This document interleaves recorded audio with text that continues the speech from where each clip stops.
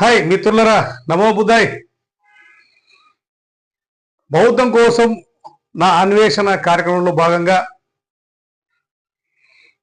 భారతదేశంలో చాలా ప్రాంతాలు పర్యటించి చారిత్రక ఆధారాలతో మీ ముందుకు చాలా మాన్యుమెంట్లు చూపించాను. అయితే సాంస్కృతిక విప్లవంలో భాగంగా నేను ఒక్కొక్క స్టెప్పు పరిచయం చేసుకుంటూ వచ్చాను. ధైర్యవాద, మహాయాన, వజ్రయాన అండ్ తాంత్రిక యానంగా ఎలా మారింది అనే అంశాలపై ఒక్కొక్క స్టేజ్లో చెప్పుకుంటూ వచ్చాను. అయితే చాలామందికి రీచ్ అయింది. దేశవ్యాప్తంగా లక్షల మంది యొక్క బౌద్ధ అన్వేషణలో భాగంగా బౌద్ధ చరిత్రని తెలుసుకోగలిగారు. అయితే ఇక వాస్తవం చెప్పాలంటే ఈ దేశంలో వైదిక ధర్మం అంటే బ్రాహ్మణులు సృష్టించిన దశ అవతారాలన్నీ బౌద్ధ జాతకథల మీద ఆధారపడి ఉన్నాయనేది చరిత్ర చెప్తుంది. ఈ చరిత్ర ఎలా చెప్తుంది, బౌద్ధ జాతకథల మీద ఎలా ఆధారపడింది అనేది ముఖ్యాంశం. అయితే ఈ బౌద్ధ జాతకథలను మీ ముందుకు తీసుకొస్తున్నాను.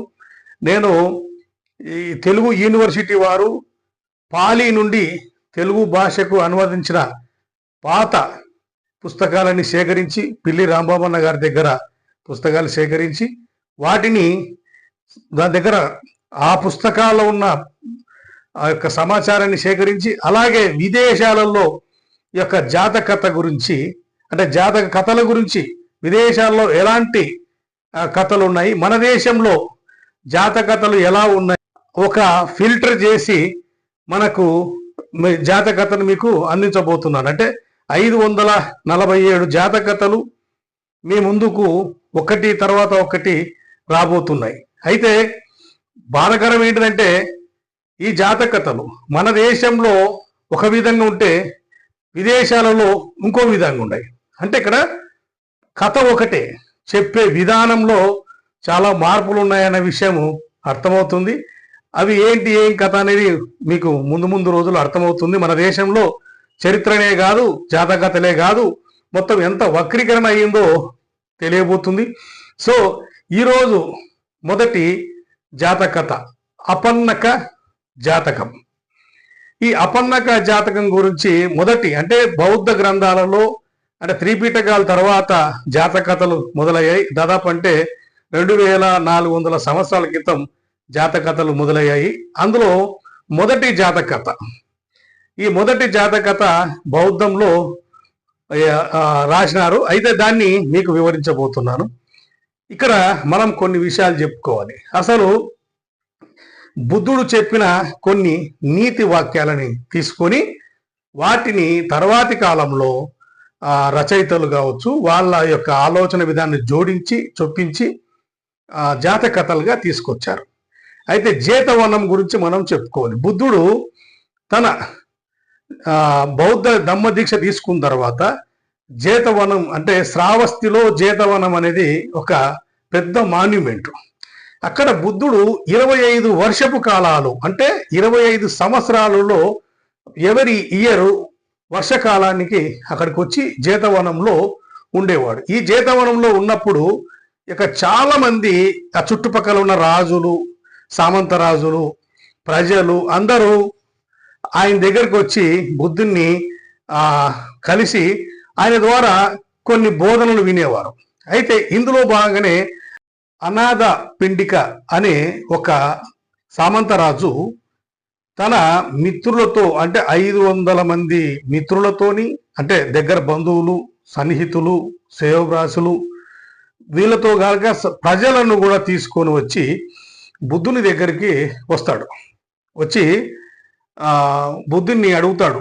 ఈ యొక్క నాతో ఉన్న వాళ్ళు చాలామంది యొక్క మూఢ విశ్వాసాలలో ఆ తర్వాత యొక్క జంతు బలులు అంటే ఆ కాలంలో మీరు బాగా గమనించాలి మిత్రులరా, బుద్ధుడి కాలంలో వైదిక మతాలు కానీ వైదిక సాంప్రదాయాలు కానీ బ్రాహ్మణ విశ్వాసాలు కానీ లేదా అంటే వైష్ణవం లేకుంటే శైవం లేకుంటే హైందవం తర్వాత హిందుత్వం ఈ మతాలన్నీ ఏమీ లేవు. ఆ కాలంలో ఉండేది ఈ దేశ మూలవాసుల సిద్ధాంతం, తర్వాత సింధు నాగరికత ప్రజల సిద్ధాంతం. అంటే ద్రావిడ కల్చరు, సింధు కల్చరు, ఈ రెండు నాగరికతలు మాత్రమే ఉన్నాయి.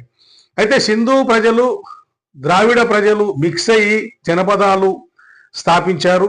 దీనిని వాళ్ళు కింది భాగాల్లో ఒక 5 రాష్ట్రాలుగా, శ్రీలంకతో కలుపుకొని 6 రాష్ట్రాలుగా ఇప్పుడున్న ప్రాంతం కిందికి తీసుకోవచ్చు.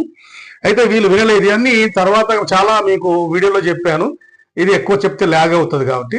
సో ఇక్కడ ఆ కాలంలో సంబరం వచ్చినా, బాధ కలిగినా, లేకుంటే ఆనందం వేసినా, లేకపోతే ఆటల కోసం, సరదా కోసం ఈ యొక్క జంతు బలులు చేసేవాళ్ళం. అంటే ఇక్కడ మనం ఎగ్జాంపుల్ చెప్పాలంటే ఇప్పటికి కూడా ఆ కల్చర్ మన ఊర్లో కనపడుతుంది. అంటే సంవత్సరానికి ఒకసారి ఊరి శాంతి కోసం 3 ఏళ్లకు 4 ఏళ్లకు, ఒక్కొక్కసారి కొన్ని ఊర్లలో 12 ఏళ్లకు ఈ యొక్క గ్రామంలో ఒక దేవర అంటే దున్నపోతుని దేవునికి వదిలి ఆ దేవరిని అయితే ఆ జంతు బలి ఇచ్చి గ్రామానికి శాంతి ఇచ్చే విధంగా, అంటే ఆ కాలంలో పొలిమేర దేవతలు లేకుంటే గ్రామ దేవతల కల్చర్ ఉండేది. అంటే ఈ యొక్క శిష్టాన్ని బౌద్ధము వ్యతిరేకించింది, వద్దని చెప్పింది. అంటే మీరు సంబరాలకు, పండుగలకు, పబ్బనాలకు ఆహారం కోసము జంతు బలి చేయండి, కానీ మీరు జంతువులను హింసించి మీ యొక్క ఆనందం కోసమో మీ సుఖం కోసమో అయితే చేయకండి, చంపకండి. అంటే కోళ్ళ పందాలు కావచ్చు, జల్లికట్టు, ఇప్పుడు జంతువులకు ఇంతింత గొడ్డు కారము ఆ ముడ్డిలో జొప్పించి అవి ఆ మంటతో అరబటించి వచ్చిన వాళ్ళందరినీ పోడుస్తూ ఉంటాయి. అంటే దాని మీద ఆనందాన్ని, అందుకే ద్రావిడ కల్చరు, జల్లికట్టు కల్చర్ని ఏ ప్రభుత్వాలు కూడా ఎంత వద్దన్న కూడా వాళ్ళు కొనసాగిస్తుంటారు. అంటే ఎందుకంటే అది ఒక సాంప్రదాయ విద్య కిందికి తీసుకున్నారు, అంటే ఆ పూర్వీక కాలం నాటికి. అలాగే ఊర్లో జాతరలు కూడా ఆనాటి పూర్వపు కల్చర్ ఇది. సో ఇవి తర్వాత ఇప్పుడు మనము ఆంధ్రలో తీసుకుంటే కోళ్ళ పందాల విషయం తీసుకోవచ్చు. ఆ కోళ్ళు వీళ్ళు ఏం లేదు, అంత ఆనందం. 2 కోళ్ళు కొట్లాడుకుంటాయి, కోడి పుంజులు. అంటే అవి తలలు తెగుతున్నా, కాళ్ళు తెగుతున్నా, రక్తాలు కారుతున్నా, అవి బాధపడి పోరాడుతుంటే వీళ్ళు మాత్రం ఆనందం పోతుంటారు. అంటే ఇవన్నీ బౌద్ధం వ్యతిరేకించింది. అంటే ఇలాంటి కల్చర్ని పాటించకండి. విద్య, వైద్యం, ఆరోగ్యం, మనకు కావాల్సింది ఏంటిది? జ్ఞానం కావాలి. వైద్యం, మనం బతకడానికి, ఆరోగ్యానికి సంబంధించిన వైద్యం కావాలి. ఆహారం, మనం బతకడానికి తిండి కావాలి.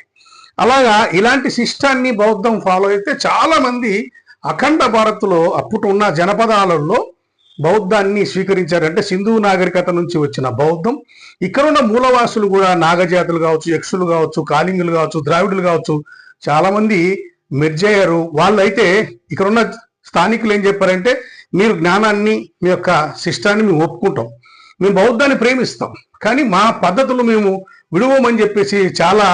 అందుకోసమే మనం అఖండ భారతదేశ చరిత్రను చూసుకుంటే, జనపదాలు చూసుకుంటే కృష్ణా నది వరకే కనపడతాయి, కిందికి రావు. కింద కల్చర్ వేరే కనపడుతుంది, కింద వేరే సాంప్రదాయాలు కనపడతాయి. ఇది మీకు ఎగ్జాంపుల్ చెప్తున్నా. అంటే ఇక్కడ ఈ జాతకథలు ముందు చెప్పే ముందర చాలా విషయాలు మీకు ముడిపడి ఉన్నాయి, పెనవేసుకొని ఉన్నాయి. వీటన్నిటిని మీకు వివరించాల్సిన బాధ్యత మా పైన ఉంది కాబట్టి మీకు చెప్తున్నాను. సో ఇక్కడ బ్రాహ్మణ కల్చరు, వైదిక కల్చరు లేదు అనే విషయం చెప్పడానికి అప్పుడున్న కల్చర్ సాంప్రదాయాలని బౌద్ధం వ్యతిరేకించింది, అంతేగాని బ్రాహ్మణ వైదిక యజ్ఞ యాగాలను వ్యతిరేకించలేదు. యజ్ఞ యాగాలను ఆ కాలం లేవు. ఆ కాలంలో ఈ యొక్క పండగలు, పబ్బనాలకు సూర్యునికి, చంద్రునికి కూడా బలిచ్చేవాళ్ళు.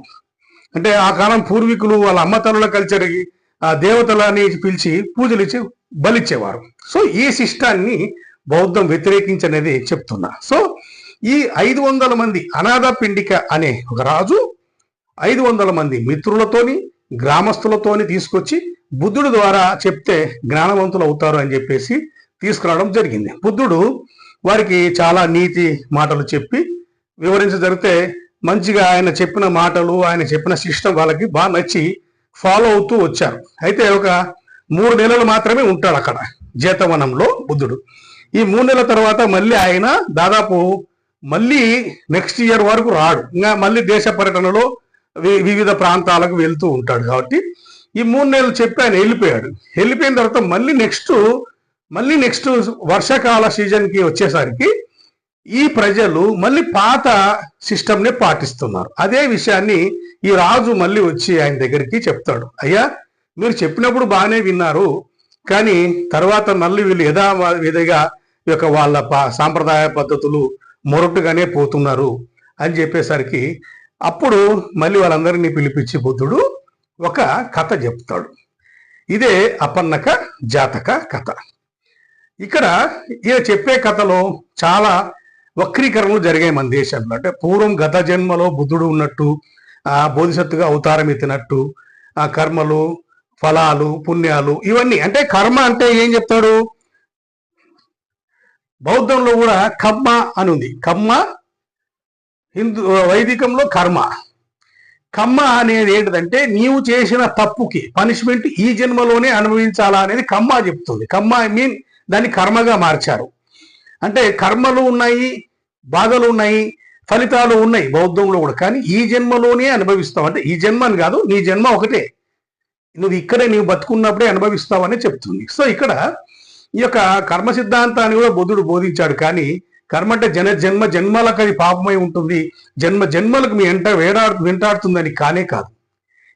నీవు చచ్చిపోయే లోపల దీనికి సంబంధించిన పనిష్మెంట్ మంచి అయితే మంచి, చెడు అయితే చెడుగా నువ్వు అనుభవిస్తావు అనేది యొక్క బౌద్ధం యొక్క కమ్మ యొక్క సిద్ధాంతం. సో ఇక్కడ ఆయన ఈ 500 మందిని తర్వాత వాళ్ళ పరిచారకుడు గ్రామస్తులందరూ పిలిపించి ఆయన ఈ 500 సభ్యులను ఉద్దేశించి 500 ఎడ్ల బండ్ల కథ చెప్పాడు. ఇది మనం పూర్వము బనారసి, వారణాసి అనే రాజ్యంలో బోధిసత్వుడు అనే ఒక వ్యాపారుడు ఉండేవాడు. బోధిసత్వ ఒక వ్యాపారస్తుడు. అంటే ఆయన పేరేం చెప్పి బోధిసత్వ ఫస్ట్ జాతకతలో బోధిసత్వ అని వచ్చిన తర్వాత బోధిసత్వ పాత్ర చాలా వచ్చాయి. అయితే బోధిసత్వ వ్యాపారస్తుడు ఇక్కడ బనారస్లో వారణాసి రాజ్యంలో తయారైన ప్రొడక్ట్స్, ఉత్పత్తులు అంటే మంచి మంచి విలువైన ఫర్నిచర్ కావచ్చు, ఆభరణాలు కావచ్చు, శిల్పాలు కావచ్చు, రకరకాల ఈ వస్తువులన్నీ తీసుకొని ఒక ఎడారి ప్రాంతం దాటి, అంటే ఇక్కడ ఉన్న మరి రాజస్థాన్ వస్తుందో మరి ఇంకో ప్రాంతం వస్తుందో తెలియదు, కథలు అట్లా వివరించారు. అడవులు దాటుకొని ఎడారులు దాటుకొని వెళ్ళి అక్కడ ఆ దేశాలలో వ్యాపారం, అంటే అక్కడ ఉన్న అప్పుడు రాజ్యాలు ఆ రాజ్యాలలో వెళ్ళి వ్యాపారం చేసుకొని డబ్బు సంపాదించుకొని వచ్చేవాడంట. ఇలాంటి క్రమంలో ఇంకొక వ్యాపారస్తుడు కూడా ఈయనకు అడ్డుగా అంటే వచ్చాడంటే ఇంకొక అతను కూడా అదే వ్యాపారం చేయడానికి ముందుకు వచ్చి బోధిసత్వుడు వెళ్ళే క్రమంలో ఇతను కూడా 500 బండ్లు, అంటే అప్పట్లో ఈ బోధిసత్వుడు 500 ఎడ్ల బండ్లను తీసుకొని దాంట్లో సామాగ్రి వేసుకొని అలాగే నీళ్లు, వంటలు అన్ని వండుకొని తినడానికి అన్ని చేసుకొని పెద్ద వ్యాపారం అన్నమాట ఇది. అంటే ఈ రోజుల్లో ఎట్లా ఉంది మనకి ట్రాన్స్పోర్ట్ ఎట్లా ఉంది, లారీలతోని మనం వెళ్తున్నాం. అట్లా ఎడ్ల బండ్లతోని 500 మంది ఎడ్ల బండ్లు 500 మంది ఎడ్లు నడిపేవాళ్ళు, బండి నడిపేవారు. అంటే 500 మంది వారికి ఆహారము, నీళ్లు అన్ని ఒక కాగుళ్ళు అంటే పింగాణి పాత్రలో నీళ్లు నింపుకొని ఎడ్ల బండ్లు అంటే సగము ప్రొడక్ట్ ఉంటే సగము ధాన్యము తినటానికి ఏర్పాటు చేసుకుని వెళ్ళేవారు. ఇలా వెళ్ళే క్రమంలో ఇంకొక అతను కూడా బయలుదేరుతున్నాడని తెలుసుకొని బోధిసత్వుడు ఆయన దగ్గరికి వెళ్తాడు. అయ్యా, ఇద్దరం కలిసి వెళ్ళడం వల్ల మనం వెళ్ళే రోడ్డు ఛిద్రమైపోతుంది, కాబట్టి ఫస్ట్ నువ్వు వెళ్తావా, తర్వాత నేను వెళ్తా, లేదు నన్ను వెళ్ళమంటావా, నేను వెళ్తాను, తర్వాత నువ్వు వెళ్ళు. ఇలా వెళ్ళడం వల్ల సేఫ్టీగా ఉంటుంది, వ్యాపారం కూడా మనకి కాంపిటీషన్ ఉండదు. నువ్వు వెళ్ళి నేను వెళ్ళి ఇద్దరి మధ్యన బేరం దెబ్బతింటుంది, కాబట్టి నువ్వే ఆలోచించుకుంటే అతను ఒక స్వార్థంగా ఆలోచిస్తాడు. ఏమని, నేనే ముందు వెళ్తే నేను అన్ని అమ్మేసుకుంటాను ఫస్ట్, తర్వాత ఆయనకు అమ్మడబో వస్తువులు, అలాగే మొదట నాకే అన్ని వనరులు ఉంటాయి అన్నట్టు ఆయన నేను ముందే వెళ్తాను అంటాడు. సరే మీ ఇష్టం, మీరు వెళ్ళిన తర్వాత 6 మాసాలకి నేను వెళ్తానని చెప్తాడు. సో ఇది జరిగిన కథ. అయితే ఇలా ఈ 500 మంది అతను కూడా 500 మందిని ఎడ్ల బండ్లను తీసుకొని ధనము, ధాన్యము, వస్తువులు, ఆహారం అన్ని నీళ్లతో సహా బయలుదేరే క్రమంలో ఇక్కడ ఒక అడవి, ఫస్ట్ అడవి దాటాలి, అడవి దాటిన తర్వాత ఎడారి వస్తుంది, ఎడారి దాటిన తర్వాత ఇట్లా ఒక 5 ప్లేసులు వస్తాయి. అవన్నీ దాటుకుని వెళ్ళిన తర్వాత ఇంకొక రాజ్యాలు వస్తాయి, ఆ రాజ్యాల్లో పోయి అమ్ముకొని రావాలి ఈ ప్రొడక్ట్. అంటే ఇక్కడ తయారయ్యే వస్తువులు అక్కడ తయారు కావు, అంటే ఈ దేశంలో వస్తువులు ఆ దేశానికి అమ్మాలి, ఆ దేశం వస్తువులు అమ్మడానికి ఈ దేశానికి వస్తుంటారు, ఇది కామన్. అయితే ఇది వ్యాపారస్తుల కథ ఇది. నీతి కథ. అయితే ఇతను ముందు వెళ్ళి అక్కడ వెళ్ళే క్రమంలో ఏమవుతుందంటే అక్కడ అడవిలో ఒక దొంగల ముఠా ఉంటుంది.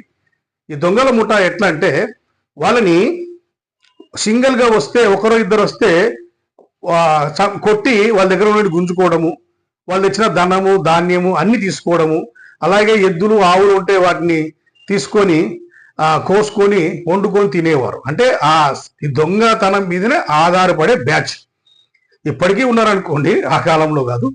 ఆ దొంగలు ఎక్కువ జనం ఉంటే ఏం చేసేవారంటే వాళ్ళు ప్లాన్ గా వశపరుచుకునేవాళ్ళు. అందులో భాగంగానే ఈ వ్యాపారస్తుడు వెళ్ళినప్పుడు వాళ్ళు ఏం చేశారంటే వీళ్ళని సున్నితంగా మోసం చేశారు. ఎలా మోసం చేశారనేది కాన్సెప్ట్ ఇక్కడ. వాళ్ళు ఏం చేశారంటే పూర్తిగా తామరాకులు మీదేసుకొని, అంటే తామరాకులతో నీళ్లు నింపుకొని ఎత్తిపైన పెట్టుకొని అవి కారుతూ ఉంటాయి. అంటే గొట్టం ఉంటుంది తామరాకు పెద్దకి, పైన నీళ్లు కట్టుకొని నీళ్లు కారుతూ ఉంటాయి. వీళ్ళు బురదలో బొల్లాడి బురద అంతా ఒంటి నిండా బురద కొట్టుకొని ఒక 20-30 మంది ఉంటారు దుండగులు. బురదలంతా కొట్టుకొని ఆ నీళ్లు కారుతూ ఉంటే ఇప్పుడే ఏదో వర్షంలో బురదలో తడిసిపోయి వస్తున్నట్టు కనపడతారన్నమాట వీళ్ళకి.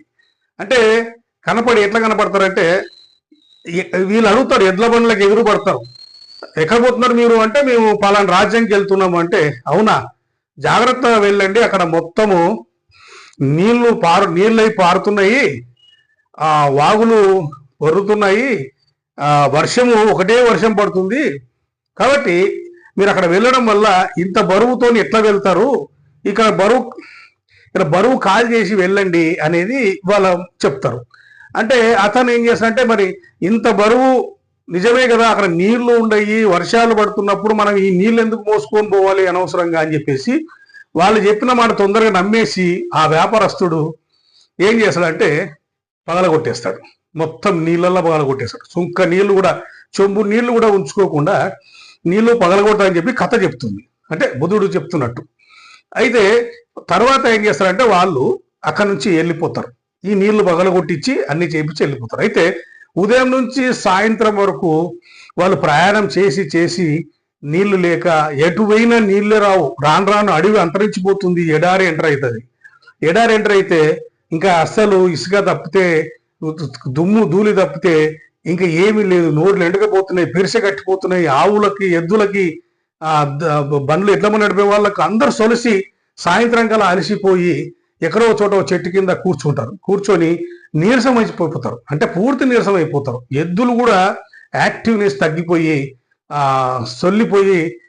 సొలసిపోయి పడిపోతాయి. అయితే ఇదే అదనుగా చూసుకొని ఆ దొంగలు, అంటే నీరసం వచ్చిన మనుషుల మీద దాడి తొందరగా చేయొచ్చు, 500 మందిని దాడి చేయాలంటే 30-40 మంది ఈజీ అవుతుందా కాదు, కాబట్టి వాళ్ళని మెత్తగా చేసి వాళ్ళని ఈ విధంగా చేసి అక్కడ వాళ్ళు చంపేసి, అంటే వీళ్ళందరినీ గొంతులు కోసి చంపేసి ఆ ధనము ధాన్యం అంతా ఎత్తుకొని, అంటే మెటీరియల్ అంతా తీసుకొని, అలాగే ఆవులు సంపద అంతా తీసుకొని వాళ్ళు అంతా మొత్తము ఆ చుట్టుపక్కల ఉన్న వాళ్ళందరూ కలిసి, అంటే వాళ్ళతో పాటు వాళ్ళ దొంగలకు సంబంధించిన కుటుంబాలు అన్ని కలిసి ఆ ఎద్దులను కోసి తిని ఆ ఎమకలు పుర్రెలు అన్ని అక్కడ పాడేసింటారు. అంటే ఏమంటారు, ఆ అవయవాలన్నీ అక్కడ పాడేసి మొత్తానికి వాళ్ళు అడవిలో జీవనం సాగిస్తున్నారు. వాళ్ళది దొంగల పని అది.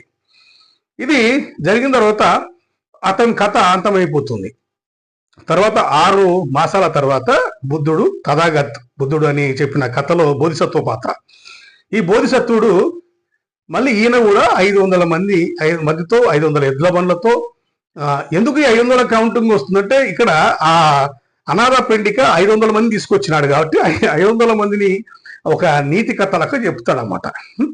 ఈ 500 ఎద్దుల బండ్లతోని మళ్ళీ సేమ్ నీళ్లు, ఆహారము, ఆ ఫర్నిచర్ మెటీరియల్, అంటే అది మెటీరియల్ నాట్ ఓన్లీ అది ఏదని చెప్పింది కాదు, ఈ దేశం తయారయ్యే ప్రొడక్ట్, ఇవన్నీ తీసుకొని ఆయన కూడా బయలుదేరుతాడు. బయలుదేరిన తర్వాత సేమ్ టు సేమ్ మళ్ళీ వాళ్ళకి అదే సేమ్ బురదలు కొట్టుకొని నీళ్లు కారుతూ చెమట, అంటే మొత్తం తడిసిపోతూ, అంటే ఇప్పుడే అక్కడ జస్ట్ ఒక కిలోమీటర్ దూరంలోనే వర్షము పడుతుంది వచ్చినట్టు సీన్ క్రియేట్ చేస్తారు. అప్పుడు ఇక్కడ ఎందుకు ఇంత బరువు తీసుకొని పోతున్నారు, అక్కడ వర్షాలు పడుతున్నాయి, నీళ్లు ఉన్నాయి, మీరు ఎందుకు ఇవన్నీ అవసరమా అన్నట్టు అడిగితే అప్పుడు బోధిసత్వుడు తెలుగుగా ఆలోచిస్తాడు. ఏమనంటే, అంటే ఇంకా వాళ్ళ డెట్ చనిపోయిన ఇంతకుముందు పోయిన చనిపోయిన వాళ్ళకి ముందే జరుగుతాయి సీన్ అంతా. అంటే వాళ్ళు ఒక ప్రాంతంలో వాళ్ళని హీనపరిచి, అంటే వాళ్ళని నీళ్లు లేకుండా చేసి ఇంకో ప్రాంతంలో మట్టి పెడుతుంటారు వాళ్ళు. అయితే ఈ బోధిసత్వుడు ఏం ఆలోచిస్తాడంటే వీళ్ళందరికీ అడుగుతాడు. 500 మందిని సమాధానం తీసుకుని ఒక్కడే సొంత నిర్ణయం తీసుకోడు. ముందు పోయిన వ్యాపారస్తుడు సొంత నిర్ణయం తీసుకుంటాడు. ఈ 500 మందికి అడుగుతాడు. మనం ఇంతవరకు చాలా కథలు విన్నాము, చాలా మంది చెప్పంగా కూడా విన్నాము. మనం వెళ్ళే దారిలో ఎవరైనా వర్షాలు ఉరుములు పడే ప్రాంతాలు ఉన్నాయా అంటే లేదండి ఇప్పుడు వరకు మాకు తెలియదు అంటారు, చూడలేదు. పోనీ అలాగే ఏమంటారు నీళ్లు నదులు పారే ప్రాంతాలు ఏమంటే లేదు, అంత ఎడారే ఉంది మనకి, ఎక్కడ వినలేదే అన్నప్పుడు వాళ్ళు ఏమంటారంటే ఈ మారువేషంలో దొంగలకి బోధిసత్వం ఏం చెప్తాడంటే మా జాగ్రత్తలో మేము ఉన్నాంలేండి, ఒకవేళ బరువు అనిపిస్తే అక్కడ నీళ్ళు వచ్చి అన్ని ఇబ్బందులు కనిపిస్తే అప్పటికి మేము బరువు తగ్గించుకుంటాం, కానీ ఇప్పుడు ముందేదో ఉందని చెప్పేసి ముందేదో మేము చేసుకెళ్ళామని చెప్పేసి ఆయన వాళ్ళకి చెప్పి బయలుదేరుతాడు. బయలుదేరే కొద్దీ ఎడారిలే అడవిలే తప్పితే ఇంకేం రావు. అప్పుడు అనుకుంటారు వాళ్ళందరూ 500 మంది కలిసి నాయకుడా నీవు గిన వాళ్ళ మాటలు నమ్మింటే ఈరోజు మనం అందరము చనిపోయే వాళ్ళము అంటే వీళ్ళ కాడికి పోయేసరికి అక్కడ అన్ని శవాల పుర్రెలు ఇవన్నీ కనపడతాయి, అంటే సిద్ధమైన బాడీలు అన్ని కనపడతాయి. అరే రే ఇదేదో చాలా పెద్ద ఘోరమే జరిగింది ఇక్కడ, మనం వాళ్ళ మాట నమ్మింటే మనం కూడా నీళ్లు లేక నిప్పులు లేక అంతా తిండి లేక హీనమైపోతుంటే మనమే దాడి చేస్తున్నారు, కాబట్టి మనం జాగ్రత్తగా ఉండాలని చెప్పేసి పశు సంపదనంతా చుట్టూ లోపల పెట్టేసి ధాన్యము తర్వాత వస్తువులన్నీ లోపల చుట్టూ ఎడ్ల బండిని రౌండ్ అప్ చేసి వీళ్ళు 500 మంది బరిసెలు పట్టుకొని నిలబడి ఆ రోజు రాత్రి నిద్రపుచ్చుకొని, అంటే కొంతమంది కాపలా ఉంటారు, కొంతమంది పడుకుంటారు. ఇది వాళ్ళు ఇదంతా ప్లానింగ్ చేసిన తర్వాత ఆ దుండగులకు ఈ యొక్క రౌండ్ అప్ లోపల దొరబడడానికి వీళ్ళు లేకుండా వీళ్ళు ప్లాన్తో ఉన్నారు కాబట్టి మనం ఏం చేయలేమని చెప్పేసి ఆ దొంగలు వీళ్ళ మీద దాడి చేయనిక వెనకాడతారు. సో ఇలా బోధిసత్వుడు మర్నాడు లేచి అలాగే ప్రయాణం చేసి ఆ యొక్క రాజ్యానికి వెళ్ళి ఆ రాజ్యంలో అన్ని వ్యాపారం చేసుకొని అలాగే ఇక్కడ చనిపోయిన వాళ్ళ దగ్గర ఉన్న ఇంకా చాలా కొంతమంది ఆ దొంగలకి అవసరం లేని వస్తువులలో వాడేసింటారు, వాళ్ళకి తిండి కావాలి మాంసం కావాలి అంతే ఇంకేం లేదు. కాబట్టి ఆ దొంగలకి మిగిల్చినదంతా తీసుకొని అతను రెట్టింపు లాభంతో తిరిగి మళ్ళీ తన రాజ్యానికి చేరుకున్నాడు. వీళ్ళు 500 మందికి వాళ్ళకి సరిపడే కూలి జీత భత్యాలు అన్ని ఇచ్చేసి ఈయన కూడా లాభంతోనే బయటకు వచ్చాడు. సో ఇక్కడ తథాగత బుద్ధుడు చెప్పిన నీతి ఏంటిదంటే ఈ 500 మంది 2 కథలు, అంటే ఒక దురాశ సంబంధించిన వ్యాపారస్తుడు, జ్ఞానంతో ఆలోచించిన వ్యాపారస్తుడు, ఈ ఇద్దరిలో ఒకటి బోధిసత్వుడు నీతిగా ఆలోచించాడు కాబట్టి 500 మంది లాభపడ్డారు, వాళ్ళు ఇంకా ఎక్కువ ఆదాయంతో వచ్చారు. తొందరపడ్డవాడు మూర్ఖంగా వెళ్ళిన వాడు చనిపోయాడు. కాబట్టి ఇక్కడ ఈ నేను చెప్పిన నీతిలో ఏంటిదంటే మీరు మూఢ విశ్వాసాలని అంధ విశ్వాసాలని ఎవరో చెప్పిన విషయాలని నమ్మిపోతే మీరు నష్టపోతారు, మీరు జీవితంలో ఎప్పుడోసారి మీరు దానికి బలైతారు అని చెప్పేసి ఆయన చెప్తాడు. అంటే ఈ నీతి కథని బోధిసత్వుడు చెప్పిన మార్గంలో జ్ఞానవంతమైన మార్గంలో మీరు వెళ్తారా, అంతకుముందుకు వెళ్ళిన వ్యాపారస్తుడు చెప్పిన మూర్ఖంగా వెళ్తారా మీరే ఆలోచించుకోండి. సో ఇక్కడ ఈ నీతి కథలో మీకు చెప్పే నీతి ఇదే కాబట్టి అని చెప్పేసి ఆయన తథాగత బుద్ధుడు వాళ్ళకి వివరించడం జరుగుతుంది. ఇది జరిగిన తర్వాత వాళ్ళు మళ్ళీ ఇక తప్పు తెలుసుకొని మళ్ళీ బౌద్ధాన్ని అనుసరించినట్టు ఈ జాతక కథ యొక్క అపన్నక జాతక కథ ఇది నెంబర్ 1, అంటే బౌద్ధ జాతకథలో మొదటి కథ.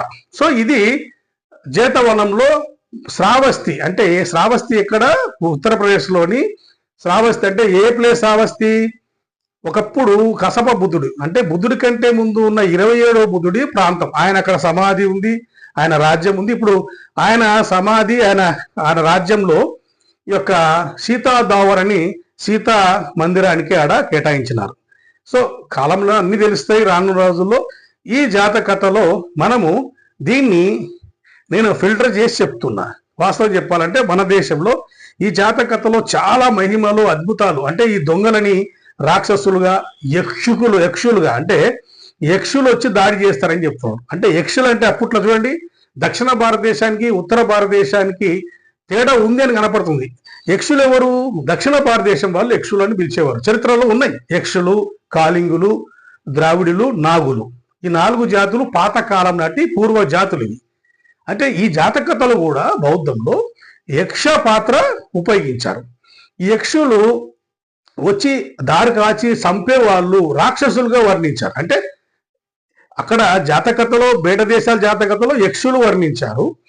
మన ఇండియాలో ఈ బ్రాహ్మణులు అనువాదం చేసిన ఈ జాతకథని పాలి నుంచి అనువాదం చేశారు. వీళ్ళేం చెప్తారు, వీళ్ళని నరరూప రాక్షసులు దయ్యాలుగా వర్ణించారు. అందుకే వీళ్ళు అలాగే ఈ 500 మంది బోధిసత్వంతో పాటు వినేవాళ్ళు స్వర్గానికి వెళ్ళారు. ఈ 500 మంది మొదట పోయిన వ్యాపారస్తుతో పోయిన అతను నరకానికి వెళ్ళారు అనేది మన ఇండియాలో చెప్తున్నారు. అంటే స్వర్గ నరకాలు బౌద్ధంలో ఉన్నాయి, బౌద్ధ కథల్లో ఉన్నాయి అని చెప్పి చూపించారు. కానీ వాస్తవానికి ఇక్కడ స్వర్గ నరకాలు లేవు. ఒక ఎగ్జాంపుల్గా కథ చెప్పడము జరిగింది. ఈ కథలో నీతి బట్టి ప్రజలు అప్పట్లో అప్డేట్ అయ్యారనేదే ఈ జాతకథ యొక్క సారాంశం. ఇది మిత్రులారా ఈ యొక్క అపన్నక జాతకథ గురించి మీకు వివరించడం జరిగింది. ఇంకా రాను నెక్స్ట్ వన్ బై వన్ మీకు అన్ని జాతకథలు మీ ముందుకు తీసుకొస్తాను. మీకు ఈ యొక్క భారతదేశ చరిత్ర ముందు ఉంచి ఏది నిజం ఏది అబద్ధం తెలియజేసే వరకు నేను నిద్రపోను. జై భీమ్, జై భారత్, నమో బుద్ధాయ.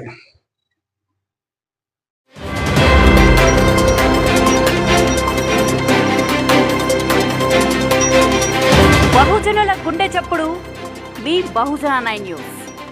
బోధించు, సమీకరించు, పోరాడు.